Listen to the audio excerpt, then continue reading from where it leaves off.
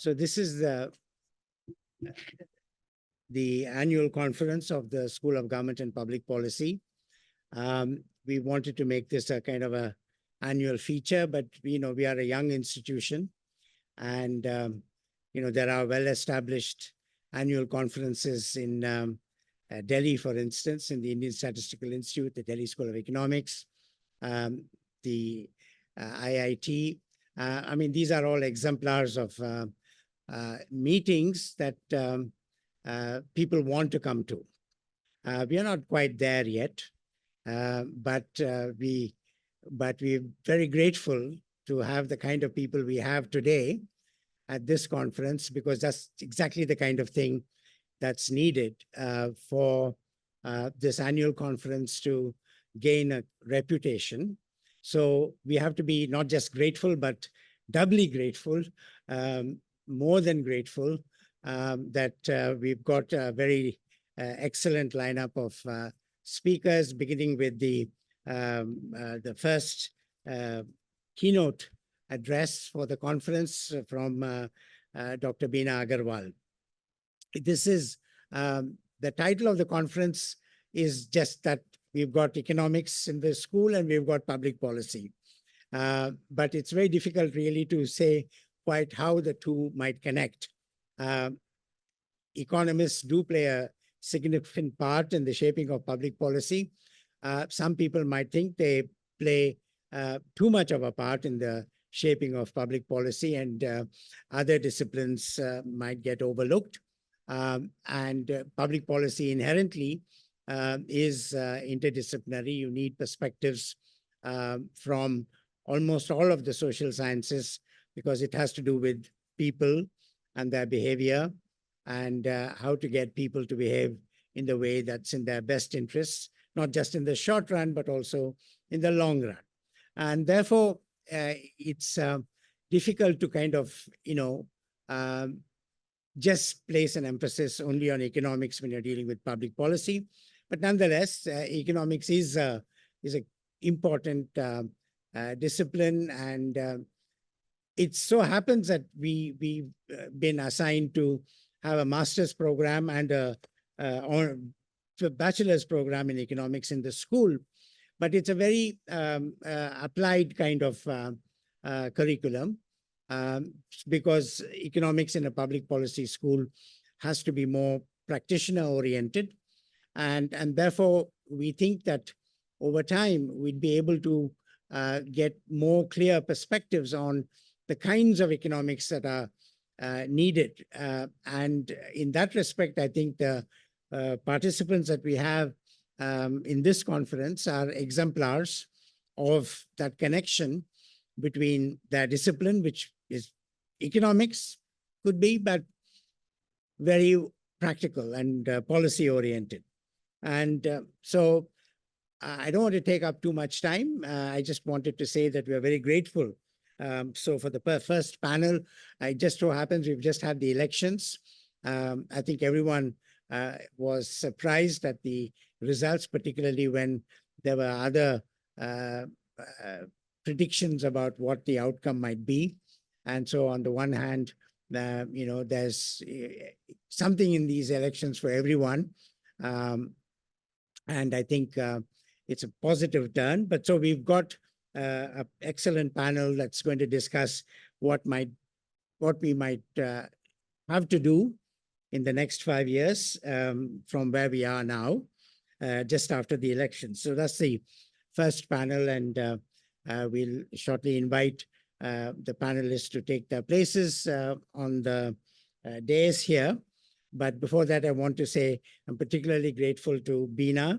Professor Bina Aggarwal is one of those persons whose work has made a big difference, not just to, in public policy, but in governments, in civil society, and even in international organizations. There's some of the SDG goals and their associated targets wouldn't be there, but for the contribution that Bina's made with an absolutely outstanding book called The Fields of One's Own. So the entire issue of women's participation in economic life, women's rights, equality for women, women's rights as human rights, all of these contributions that Bina has made as a scholar are undoubtedly first rate and widely acknowledged. I mean, so Bina has been in practically every university that you would regard as top ranking in the world. She's got several honorary doctorates as a result of that recognition. And she served in the Indian Institute of Economic Growth as its director, and is presently in the University of Manchester. It just so happens that this university has just signed a MOU with the University of Manchester, and it's barely 2 weeks ago. And so to have Bina connect and give sort of a fillip to this partnership with the University of Manchester is another plus. Bina's work has been praised by many people, but I would single out the praise that Elena Ostrom gave to her work, because Elena Ostrom got the Nobel Prize for, she's not an economist, technically a political scientist, but she got the Nobel Prize for her extraordinary work on common property resources and alternatives to market and state. And that's very sincere and genuine praise that comes from Elena Ostrom, and that puts Bina in the same league, in my opinion. And therefore, we are very grateful, Bina, that you've joined us. So you have, we had allotted a whole hour, and I think we will take that whole hour because we want to benefit by your insights this morning. So I'd like to invite you to give the keynote to this talk. And I have to say, many people are connected online. So even though we selected a large room, one of the reasons we did that is because of the technology. We've got the screen here and it connects easily to others. Smaller rooms, it's more seminar-like, but it's more difficult to project and get clarity on the Zoom. This venue provides that. So out of consideration to those who are connecting online, we thought even if we are a little sparse in a very large room, it's better to be here than in another room. So that's just a small excuse for, it's nice to have a packed room, but imagine there are people connecting to you and listening to you. And moreover, it's recorded. So those who miss the proceedings live will be able to access it. And our students, when they come back, we'll certainly have them listen to the proceedings and hopefully have some invigorating classroom discussions. So there's a lot of positive outcomes from having a meeting of this kind, apart from personally for me, getting together with good friends and, spending a couple of days with them. Thank you. Bina, over to you. So, it's always better to have 5 interested students than 500 who fall asleep. So the issue of numbers, you're absolutely right. It's Professor Patnaik, thank you, and Dean Professor Sudarshan, thank you for inviting me to give this keynote. It's a real honor. Okay, and distinguished colleagues, friends, thank you for being here. And also I thank Dr. Shivangi Chandal for all the background logistical work that she did to bring us here, and all the students who've been there, probably didn't get much sleep last night. This is a beautiful university, very green. I came for the first time yesterday, although I remember that the Vice Chancellor and Sudarshan, we'd met when it was just being formed informally in Delhi, and plans were being made. And look what's come of it is something amazing. So my lecture will be on rethinking agriculture.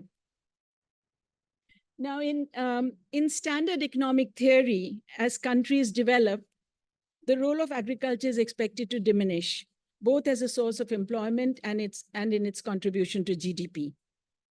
But it is supposed to continue providing surplus food, raw materials, and labor to a growing urban industrial capitalist sector. This is what we might expect if we follow the model of industrialized economies. Agriculture declines, manufacturing and services grow, and workers shift from rural to urban areas. Now, the most important proponent of this type of model was, of course, Arthur Lewis, the first Black Nobel laureate in economics, and after whom the building in which I sit at the University of Manchester is named. In practice, however, most developing countries of Asia, Africa, and Latin America have yet to make the expected shift. And large proportions of their populations remain embedded in farming.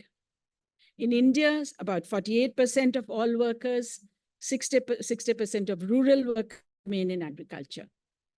And 50% of farmers' children remain farmers. Now, most scholars and policymakers see this as a failure of development, and they see agriculture and smallholder farming as a drag on growth. But need it be so? Can agriculture and smallholder farming become an engine to growth? So today I will argue that it can, if we rethink the way we farm. Now, agriculture today in India presents a paradox, because on the one hand, it is the only sector in India's economy which had a positive growth rate through the pandemic, while other sectors, in fact, had a negative growth rate. And even today, it's holding up. Last year, it grew at 4%. At the same time, agriculture contributes only 15 to 60% of GDP. Moreover, agricultural growth has come at a very high environmental cost, making it unsustainable. The yields of our major crops, rice and wheat, are much below their potential, not just of, say, a country like China, but even a country like Bangladesh. And climate change, we know, is here to stay. The temperatures outside are ample proof of that. Now, some 86% of our farmers, some 86% are small and marginal. And most of them are deeply unhappy and want to leave farming. So we need to ask, isn't it time that we rethought the way we farm? Now, smallholders who form the bedrock of our farming system face many challenges. And I've divided these challenges into three categories. There are ecological challenges where we see depleting water sources, degrading soils, and declining biodiversity. And all this under the deep shadow of climate change. Technologically, we are far behind in water conserving technology and climate resilient crops. And institutionally, we still depend on small family farms based on the exploitation of family labor. They have limited access to land, to inputs, to extension, to credit, to markets. Our extension services are barely functional. Also, we have not taken adequate advantage of agriculture's allied sectors, livestock, fisheries, and forests. Nor have we built enough synergy with the wider rural economy. So how do we change this? So I'd like to expand on 4 of these challenges and then discuss some potential solutions. First of all, we need to consider water, which is key to higher production and yields. Even after over 70 years of planning, only 49% of our cropped area is irrigated, and much more is irrigable. Did you know that India uses 90% of its groundwater for irrigation, and we have been grossly over-extracting?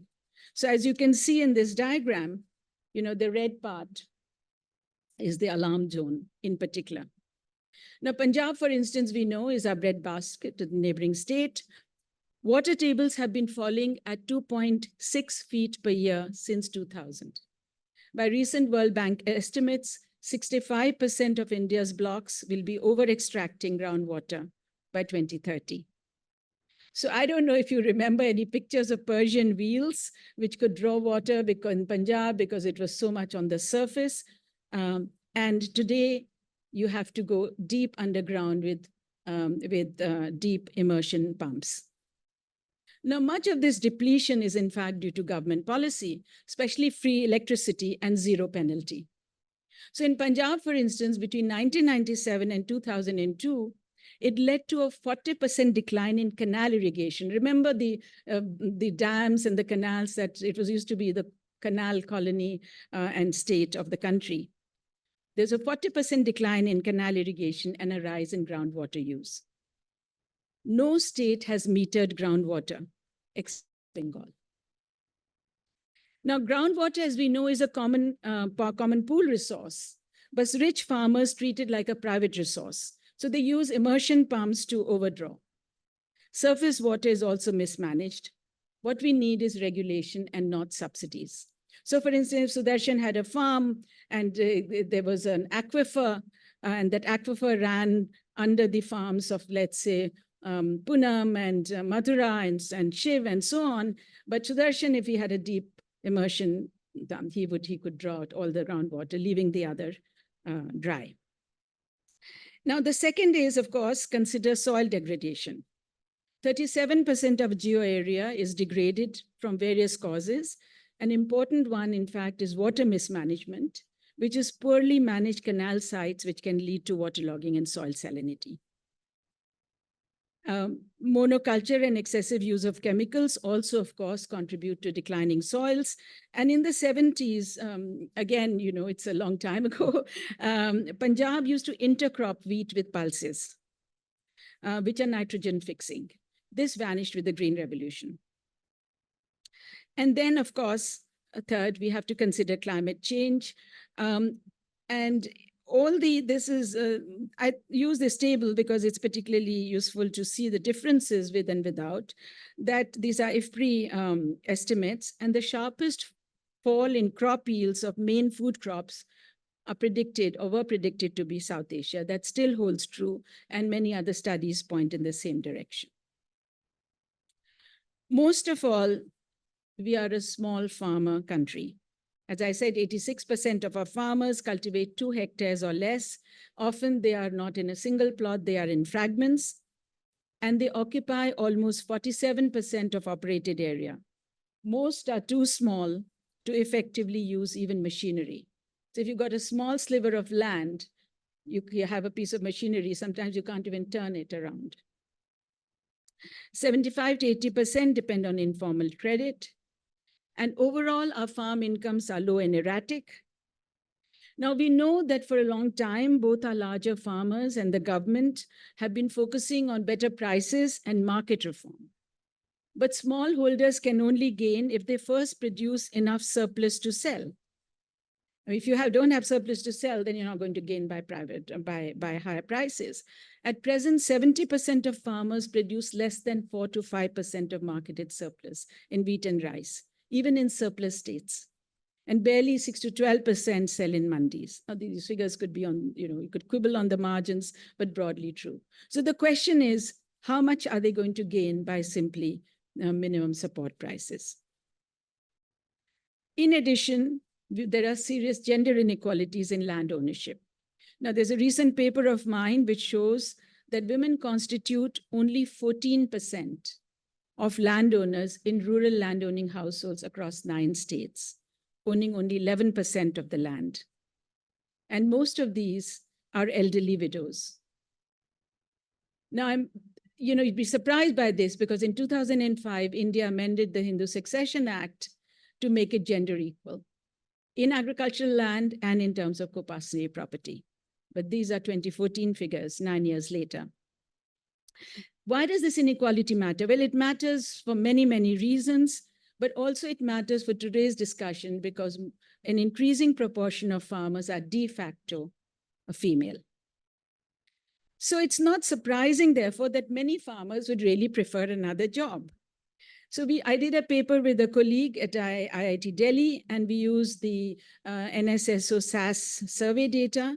And what the survey did was it asked 50,000 farmers across the country, do you like farming?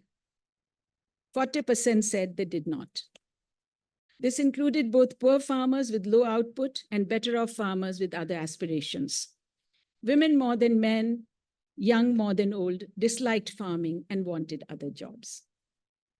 Now, clearly, these problems can't be solved by tinkering with prices and mandis. High prices and market reforms can benefit smallholders, but only if we first address their production constraints, ecological, technological, and institutional. So here's a key question: can we farm differently, sustainably, and equitably? I believe we can if we rethink the way we farm and seek transformative change. So I will illustrate this. The first shift needs to be in irrigation and water conservation. Now, with irrigation expansion upwards from the current mere 49% of cropped area, we can greatly increase yields, cropping intensity, and grow more high-value crops.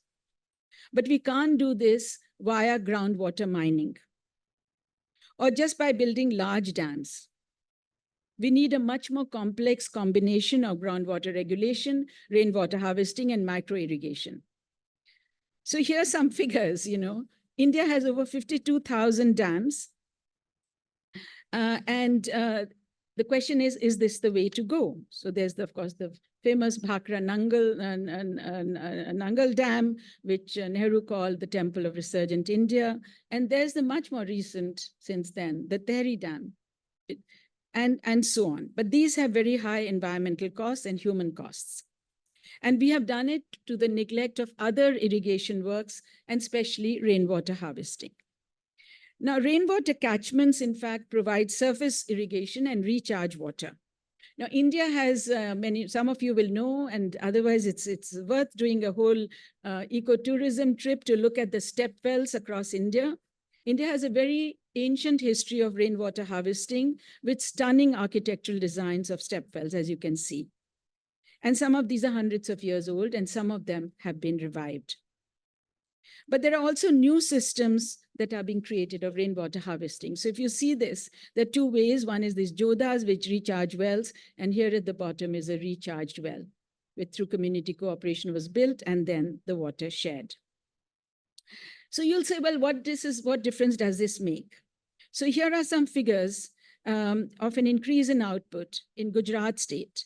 Between 1999 and 2009, Gujarat's agriculture grew at almost 9.6% per annum, 9.6%, attributed to rainwater harvesting and BT cotton.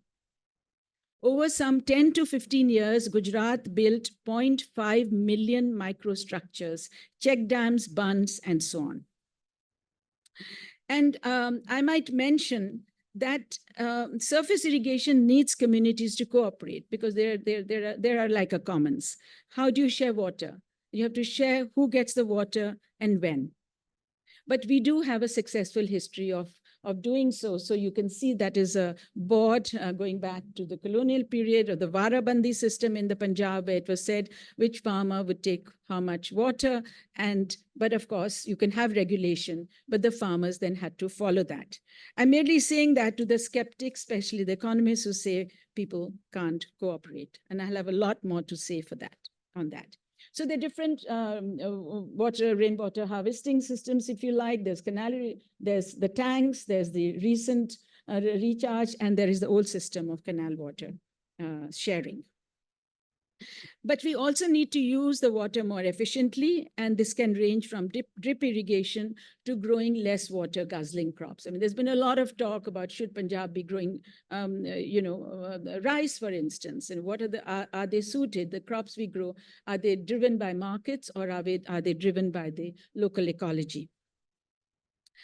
Now, in 2014, a government study for 13 states found that micro-irrigation, especially drip, significantly reduced water and fertilizer use while raising wheat yields by 25% and vegetable yields by 52%. But only 6 to 7% of India's crop area is under micro-irrigation. Now, Narega, for instance, could be used to build check dams and canals with some hydrological technical inputs. The second shift is, of course, away from cereal monoculture to crop diversity and agroecological farming. Now, broadly, this means basically that you revive local ecology through diverse natural practices and mixed cropping. Now, this would have both ecological and economic benefits. It would revive the soils, it would reduce costs, it would employ more labor, and it would increase incomes and profits. And moreover, it would move to more diverse produce, poultry, fruits, vegetables, which is the direction in which our dietary habits and patterns have been changing. So a recent survey of 57 countries covering 286 projects with diverse experiments in sustainable farming found a mean yield increase of 79%. Now, I'm not talking about zero budget farming, which we know on which there is a debate, and there could be mixed results, but it does mean much more low chemical and much more mixed cropping farming. The third, we need research for heat-resistant crops to deal with climate change. And here there's enormous scope, not just within India, but also across Asia, where different ecologies are shared. And a related need is efficient extension. So there was a recent article in Science which found that providing agricultural information via cell phones increased yields by 4%, and the odds of adopting recommended inputs by 22% across several countries, including India. Of course, it will mean ensuring that small farmers, and especially women farmers, have access to smartphones. And fourth, perhaps the most difficult, is the issue of smallholder farmers and the disadvantages they face. And here we need institutional change. It's very easy to talk about market changes and technological changes, but institutional change is really a key issue. Now, in a widely cited paper by two American economists who some of you might know, Andrew Foster and Mark Rosenzweig, they wrote a paper asking, are Indian farms too small? And they found that an increase in farm size up to 8 hectares, but especially up to 2 hectares, increased per hectare profits. Our farms, as I said, are too small to even use machines effectively to tap scale economies or provide farmers with bargaining power in markets. So how do you increase farm size? An important way is for smallholders to cooperate in production. Now, so I'm asking here, can small farmers, small owners become larger producers? Now, the word cooperative is often used very casually, and we need to be much more precise. So I've elaborated this in several papers. I'm doing a book on this as well, that cooperation in farming can be at many levels. And it is important to concentrate on this because we think of, oh, there are many cooperatives, there's so much cooperation. What do we mean? It can actually range from what I call single purpose to multi-purpose to fully integrated cooperation. Now, single purpose, you'll be familiar with. Marketing cooperatives are the most common in India and globally. For instance, in the dairy industry. So Amul is a case in point. But in between, we find medium purpose cooperation, such as buying machines together, buying crop planning. And this is very important, crop planning across ecological zones. But fully integrated cooperation involves collective production, land pooling, and cooperation on a daily basis. And this is what I term group farming. So here are some pictures for you. So this is an example of partial Amul, 3.6 million, mostly women, but the numbers would increase all the time. There's medium purpose where one of the NGOs, Pradhan, but many others have also been trying ecological planning across zones. And then there's group farming, about which I will have more to say. There's Kerala, but there are also other states. Now, conceptually, smallholder cooperation for group farming could help enlarge farm size by the smallholders pooling owned and leased in land and cultivating jointly. Now, potentially, this could have many advantages. It would increase economic viability, reap economies of scale. Also, the groups could save on hired labor. It could bring in a larger pool of funds and inputs. It could tap into greater diversity of skills than any one person or one family would have. And it would help experiment with risk-prone higher value crops with larger payoffs. Groups can also better deliver on contracts, and they have higher bargaining power with governments and in markets. They're also better positioned to take steps to deal with climate change.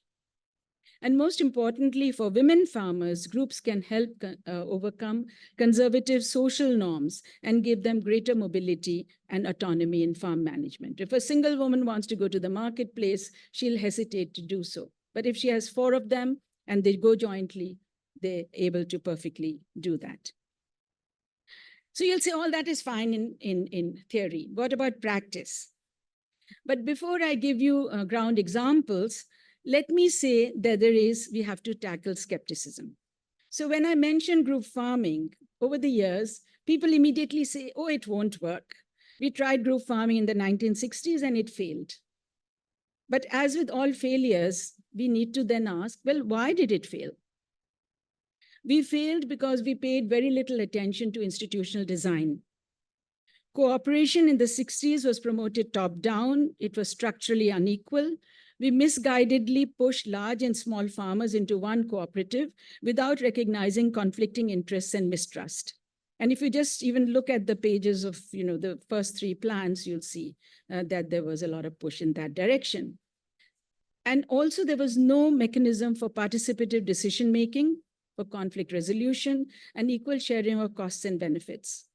In other words, we violated basic principles of successful cooperation, either by commission or omission. And these are also some of the principles that Elinor Ostrom emphasized, although I want to say that the principles that work for common pool resources don't necessarily work in the same way for private property resources, and that's part of my project. Now, these principles very broadly need to be that we need to have, the groups have to be voluntary. It's not like the socialist experience of collectivization. The group should be small, they should be economically homogeneous. And what I've learned in my research is that they should be socially heterogeneous and cemented by trust. I'll come back to this point. We need participative decision-making, checks on free riding, so that we ensure that everybody turns up for work, and fair and transparent sharing of production costs and returns. So the good news is that today there are many examples of group farming that follow these principles, both in India and in Europe. In India, in the early 2000s, a highly successful model of group farming emerged in South India. And I'll give you the best of these examples, which was in Kerala. In the early 2000s, Kerala, as part of its anti-poverty program mission, Kudumshri, promoted all women group enterprises. Not only group farming, but particularly group farming. And it modified the SHG model to constitute village-level neighborhood groups for savings and credit. Members of these groups could then go on to have joint enterprises such as group farming. Now, under group farming, 4 to 6 women come together to jointly cultivate leased-in land. Pooling labor and resources, sharing costs and returns. They do get some support, a startup grant from the government, technical training, and access to subsidized credit via NABARD, which is available to all states in the country. Now, state support somewhat levels the playing field for women's groups versus mainly male-managed individual farms, but not fully, because these groups are largely leasing in land, whereas and women also face structural difficulties in markets. How many such farms are there in Kerala alone? More than 770,000 in every district, involving more than 3 lakh women. So I, as an economist, also then wanted to see, well, how do these group farms, all women group farms, perform in relation to individually managed family farms? Most of them are being male managed. So I did this study very laboriously in 2 districts of Kerala, and collected on a sample of 250 farms, including group and individual farms. And I collected weekly data for all inputs and outputs for an entire year. as well as qualitative data via focus group discussions. Now you'll ask why weekly data? Most people do it seasonally, and so on. And the reason is because nobody keeps accounts. So if you want to get really good data on labor use, you have to do it weekly because nobody will remember, just as you won't be able to say how much toothpaste you had in a week. You won't be able to remember how much labor you used unless it's fairly close to memory. Now these group members, are economically homogeneous and poor, but they're socially heterogeneous across caste and religion. And this goes against standard collective action theory, which says that homogeneity promotes cooperation. What social heterogeneity does is that these women then carry much more social capital. And this is particularly useful if they are negotiating in land markets. So, despite all of this, the groups lease in land, as I said, whereas the individual family farms mostly own the land. Despite all of this, the all-women group farms outperformed the individual family farms. Now, when you looked at it cross-sectionally without controls, I found that the annual value of output per hectare of group farms is 1.8 times that of small individual farms. The average net return of a group farm was 5 times that of individual farms after deducting all paid out costs. And the net returns per hectare of groups was 1.6 times individual farms. Then after controlling, and I won't give you all the regression results and so on, they are in my papers. After controlling for inputs and other factors, the shift from an individual to group farming was linked to a 30% increase in the annual value of output per hectare. In addition, there were indirect benefits. There's capability expansion for the women. They learned to be managers. They acquired new technical skills. They became familiar with a wide range of institutions. They learned to negotiate in multiple markets, land markets, input markets, output markets. They also developed strong identities as farmers rather than being seen as farm wives. So as one woman said, group farming has enriched my farming experience. I realized I had good leadership qualities and could also manage the technical aspects of farming. Many others reported this. And it was very interesting when you were doing field work. The women said earlier, we used to ask for technical inputs, and now the male farmers would ask, "Ab kya sikha aapne?" And we'd like to learn from it. So it's a big, big reversal. And then they found themselves more empowered in family and community, and many have stood for local panchayat elections, and they have won. And I'll give you an amusing example of one example that a woman gave of feeling empowered.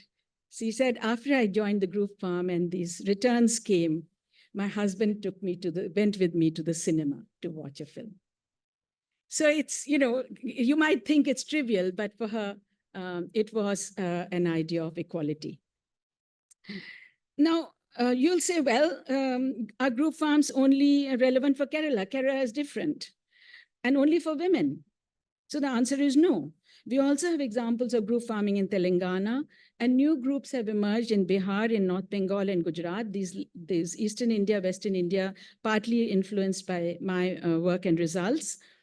And we found that the groups in Bihar and North Bengal, and remember, this is a very different cultural and both ecological and social context. Here, it includes not just all women groups, but all male groups and mixed gender groups, and young and old. And some pool their own land, others lease in land. All the groups showed an increase in yields compared to farming individually, and in some cases, they saw a doubling of wheat yields. And what's interesting is that it was the combination of irrigation and group formation. So the International Water Management Institute wanted to have an intervention for irrigation, but they found that the farms were too scattered and small to do that. So they suggested that the farmers come together and consolidate. And as a result, they were able to do the irrigation intervention. Why I'm saying this is that sometimes we think of technology, it's the technology which is driving it, but here it was a close combination that without the institutional change, the technological change would not have been possible. And in Bihar, the groups who were leasing in land were also able to negotiate lower rents and challenge feudal relations, refusing to do non-paid work.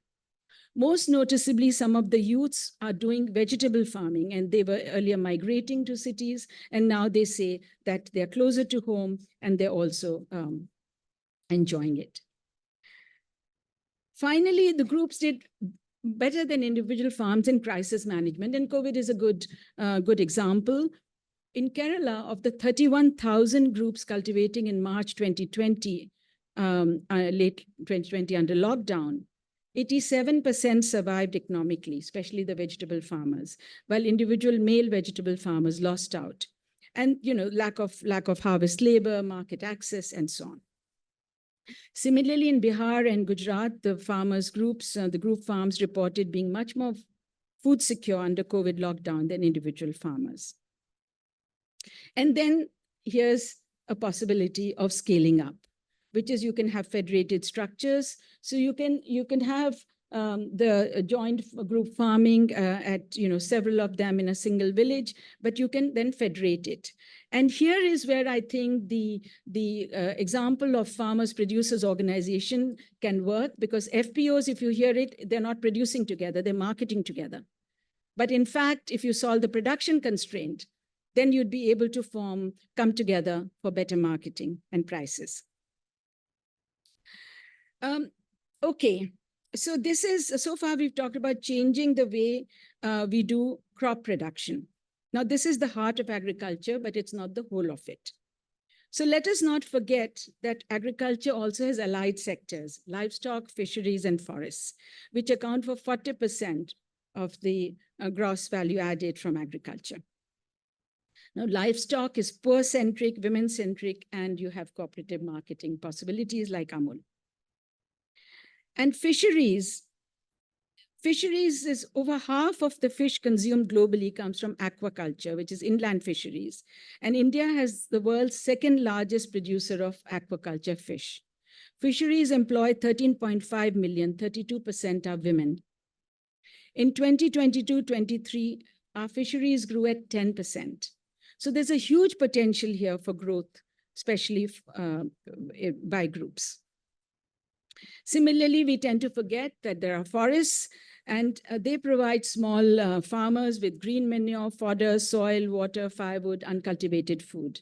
And there's a institution called the Economics of Ecosystems and Biodiversity, TEEB, according to which forests and commons provide 47% of our GDP of the poor. But of course, we know we need to protect our forests, revive forests. And here, community forestry, launched by India in 1990, has borne fruit. Our forest cover has increased to 21% of our geo area. Our target is 33%. And in my book, Gender and Green Governance, I showed that these improvements are much greater if communities include poor women in governance, since they have the most stake in forests and firewood and fodder. Moreover, forest protection, we know, if you include plantation, biodiversity, restoration can create thousands of jobs. So to transform agriculture ecologically, technologically, and institutionally, we should treat crops, livestock, fish, and forests as an integrated whole. And of course, for this transformation, we need the cooperation of rural communities. And then my final point is that linking agriculture to and locating it within the rural non-farm sector. Now, 61% of the income, as we know, of rural households comes from the non-farm sector. And here, of course, as many have been saying, including people in this room, that we need more farm and non-farm linkages. Now, this sector is very heterogeneous. What do we mean by rural non-farm? It can include food, garments, construction, transport, and so on. Santosh Malhotra, I'm sure, has a lot more to say on this. But here again, we have a vast untapped potential. Agro-processing, I was astonished to see this figure that rural families purchase 80% of their food they consume, largely through SMEs. India has 6 million SHGs. Many are running group enterprises. More could do so.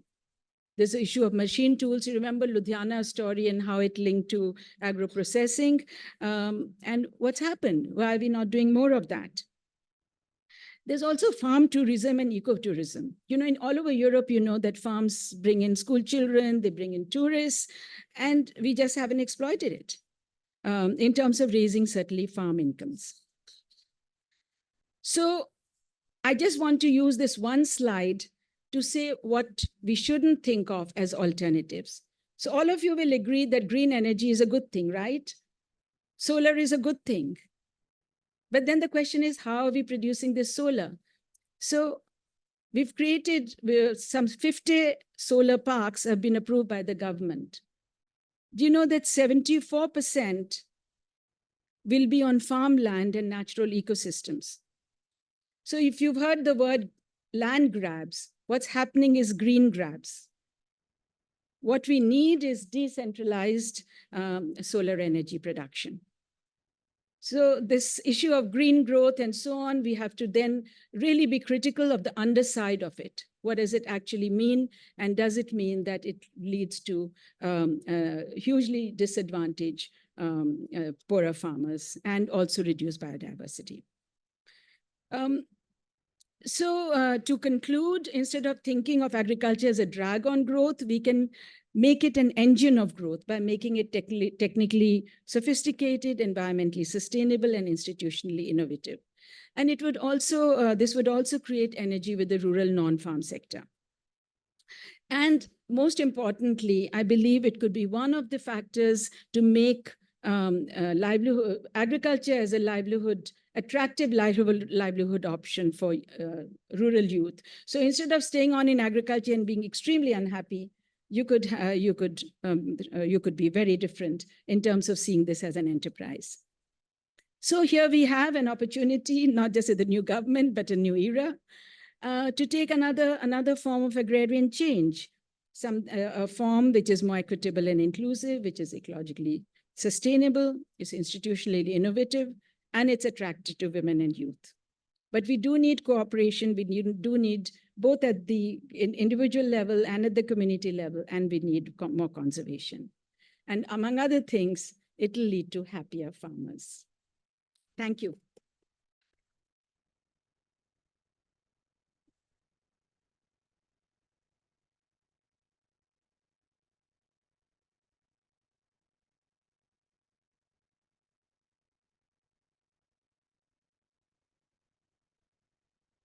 Bina, you didn't mention what's been of concern to farmers here. For 13 months, the road to this, the GT road was blocked. We knew the consequences of it. And that had to do with an anxiety about corporate farming. Now, if a corporation took over, they would get economies of scale, they'd get some of these advantages, and they promise farmers a higher income.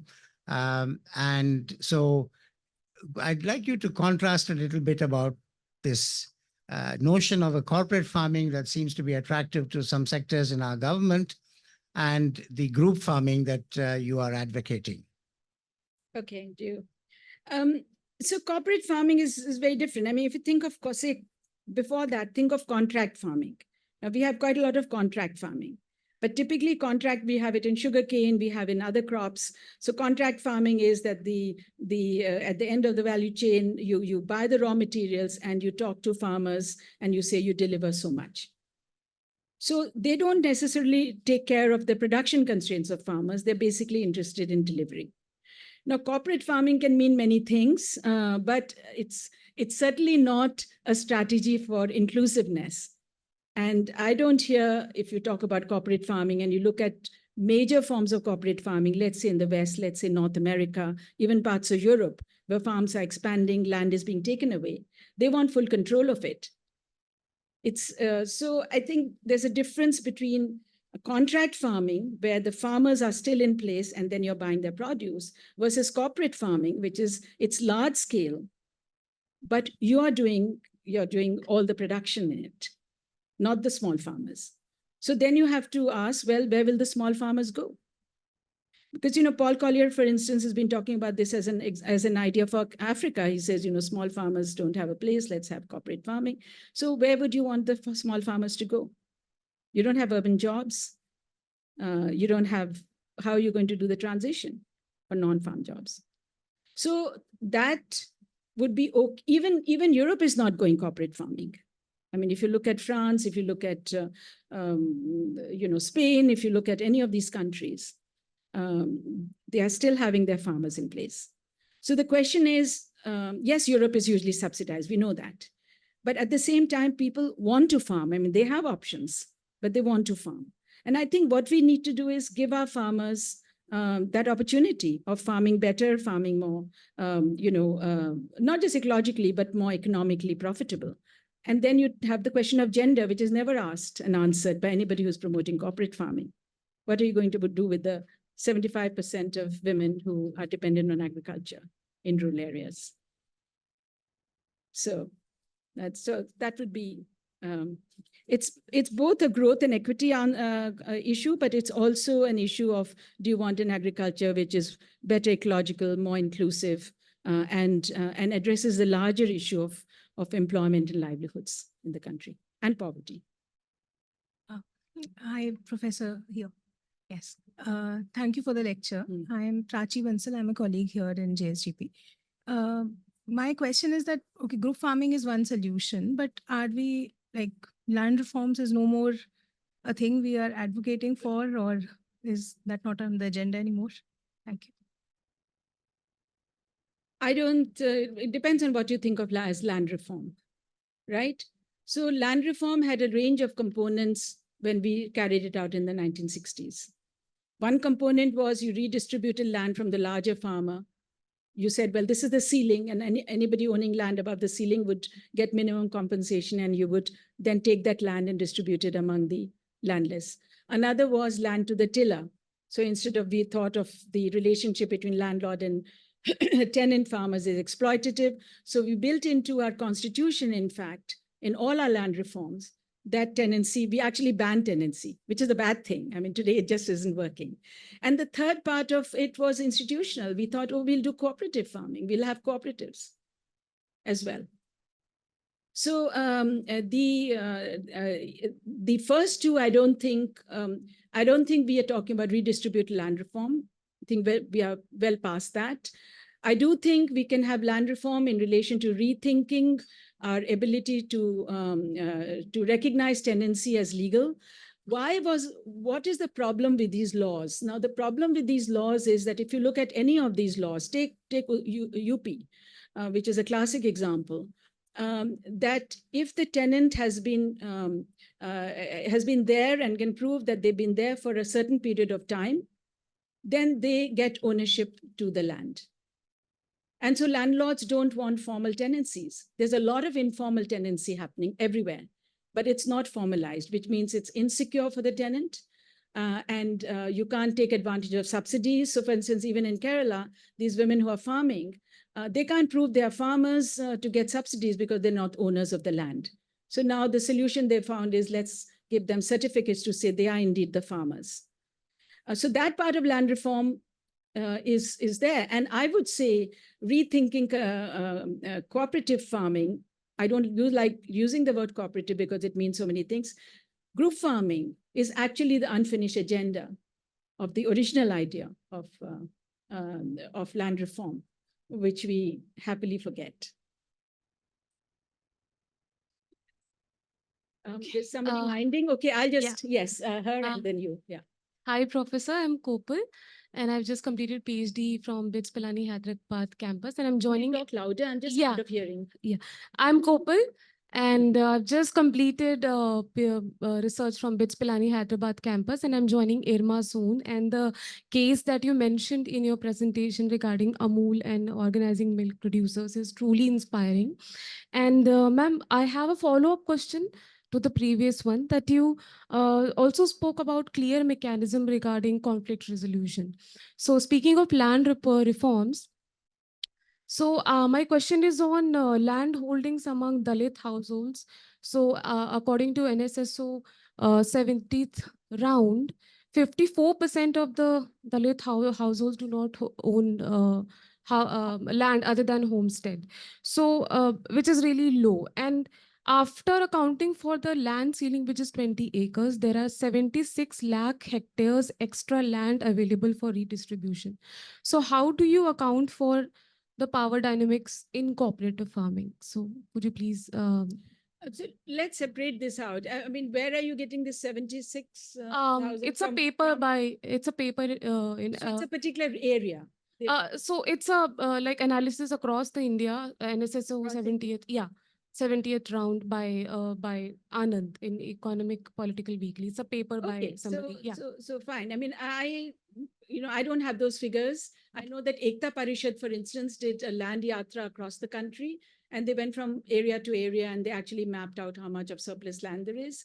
The real question is, so I can't speak for the data, but the real problem is that there are parts where the government has redistributed land. So two things have happened on land redistribution, apart from what happened in the 60s. That under Indira Gandhi's regime, for instance, as part of the anti-poverty programs, they started redistributing land to the landless.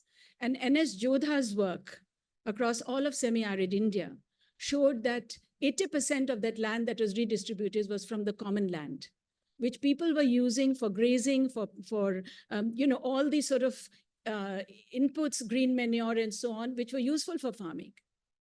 In the Punjab, for instance, you have Dalits have a right to cultivate common land. I think they auction it periodically, which hasn't been happening. There's been agitations on that.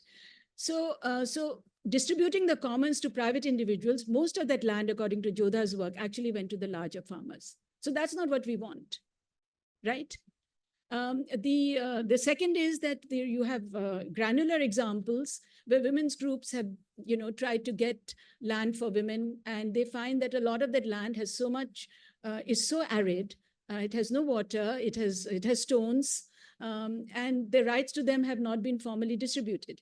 So I'm saying that we can take these aggregate figures, but what we really need to know is what kind of land is it, where is it available, is it really usable for cultivation? Maybe we should be doing horticulture in it. I'm just saying that it's good if there's still some surplus land, but overall that's still not very much, right? And so here's an alternative, which is let's reform the tenancy laws, and then let's promote land leasing in a more formal way, and let's use our SHG type of bottom-up groups to allow them to make a livelihood out of it. This is not the only answer. I mean, I've said there are many other things which the government has to do, irrigation, research, and all of that. But this is one of the institutional answer, I believe, to make some of the other things work, irrigation work, and so on. So let's take, there's this, and then there are three questions. Let's take them all together. Yeah. Yes, Stephen, you're fourth. Thank you, Professor, for this really fascinating presentation. I'm Naveen Thomas, and I'm a faculty here. So are we looking at cooperative farming as our A game for the problems that we are seeing in agriculture, or is it a coping mechanism? Because it seems like a coping mechanism. And the other thing that we know, I mean, at least in the limited fieldwork that I've done, agricultural work is not aspirational work. It's never going to be aspirational work at the scales that these operate at, because it's really hard work. So work in the city, whenever it's available, is more preferred. So is this a coping mechanism, or are we sort of thinking of this as more than a coping mechanism, as an, is there more to it than that? What we have today in agriculture is a coping mechanism. I mean, 50% of farmers' children become farmers, and they're still deeply unhappy. That is coping. This is inspirational. If you see the figures, I mean, do read the papers, see if you're convinced, and look at all the econometric work. And if you have group farms, which are producing 1.8 times per annual value of output to individual family farms, they feel empowered as individuals. They feel technically more capable. They are able to negotiate the political space so this is not coping. This is an alternative. And also we must think that, okay, what is your answer to agriculture? So if you go to the Niti Aayog, they will say, yes, irrigation. I mean, everybody's talking about irrigation. Why is it not happening? Are there other ways of irrigating?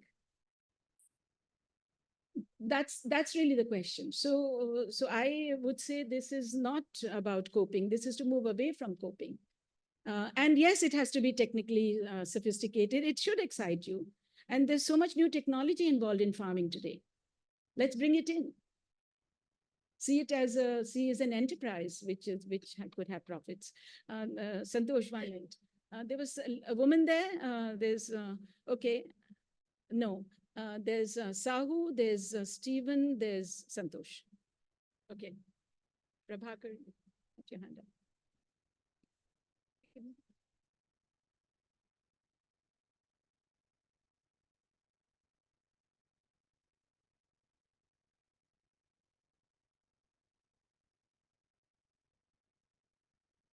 Thank you so much for an excellent talk. I have a very simple question, ma'am. You know, one of the issues we are dealing with for some time is the slowdown of final consumption expenditure. And that is because most of the people in rural India, they are suffering from low and uncertain income, mostly those who are in agriculture. One of the issues, it's a structural issue that uh, the agricultural sector or most of the farmers, they mostly focus on cereals, particularly rice and wheat. When there is an increasing demand from the urban sector on horticulture products, livestock, and cash crops. So how do we really go about, motivating farmers to move away from what you call horticulture, livestock, and commercial crops? Anything, any thoughts? Thanks. No, I agree. I mean, I think you came in after my ecology slide. I'd done that. I'll give you a granular example. So in this world development paper where I compared, I did not just Kerala, but I looked at Telangana also. And it was they were doing group farming, all women group farming. And what was very interesting is that the Telangana results were not as good as Kerala's. For various reasons, which I talk about. I mean, the groups were very large. An important reason was they were pushing food crops. But when they were doing cotton, their results were very good. The all women groups were better than the individual farmers. But when they were doing only food crops, it wasn't the case. So I think we need to diversify. And I agree with that. And you're sitting in the Niti Aayog. I think you should push that too. Yeah, okay. Stephen.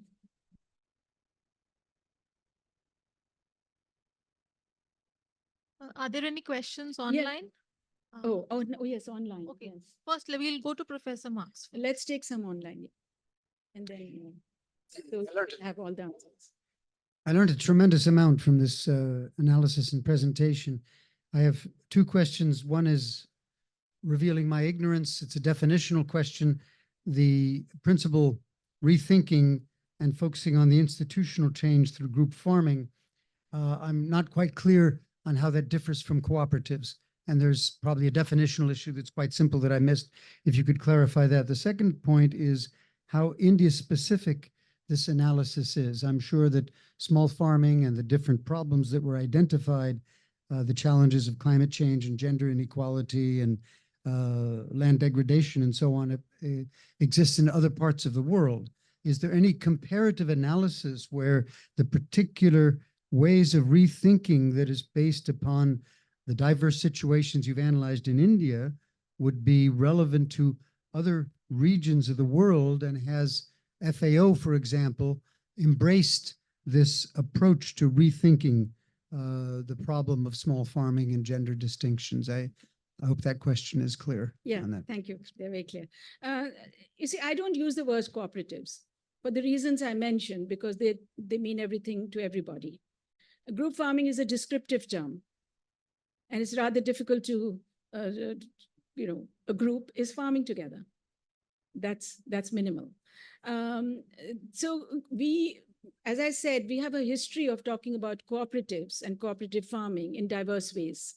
So in the 1960s, post-colonial countries, Asia, Africa, Latin America, everybody thought, yes, we should promote cooperative farming. Tanzania went Ujamaa. I mean, entire villages had to cooperate.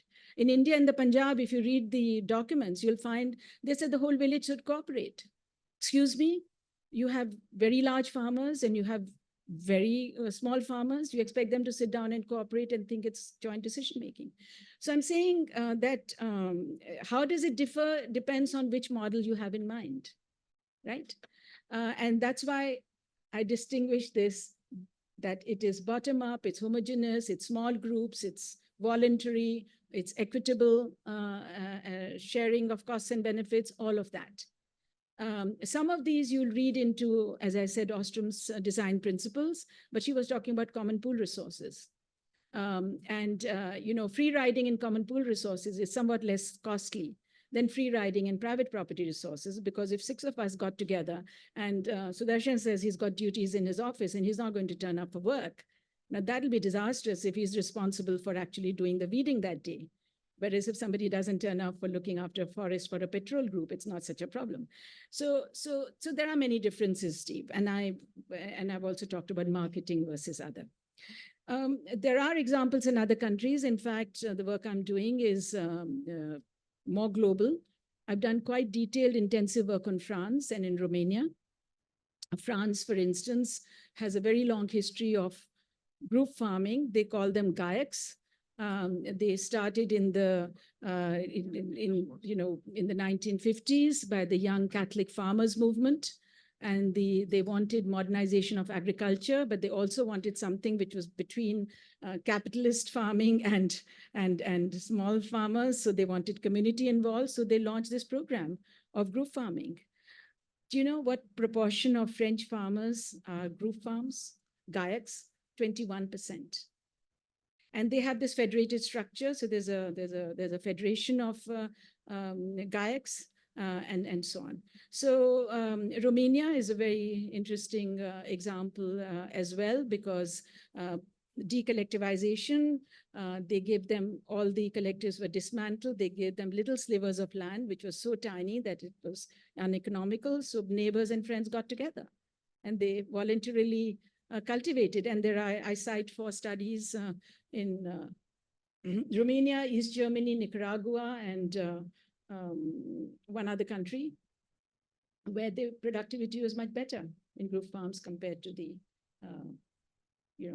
those who were continuing to do small slivers of farming.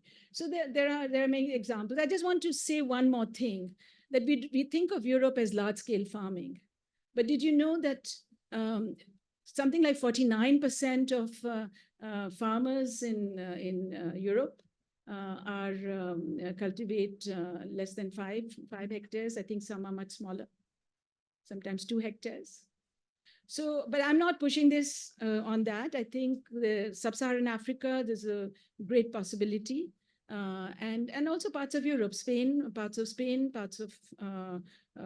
as I said, Romania, there are a few other countries, Portugal, where you have lots of small farms where the model could work. Of course, you have to get over the skepticism. FAO moves by themes. So one year it's promoting family farming. Next year it's promoting cooperatives. I think it needs to get over this divergence, because you can't have both. You have to push one. So I think, so Santosh, yeah, Santosh will have all the answers that I couldn't answer.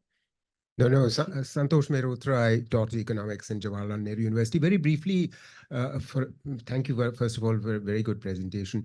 Very briefly, you rightly mentioned the role of technology and the overuse of groundwater and surface water.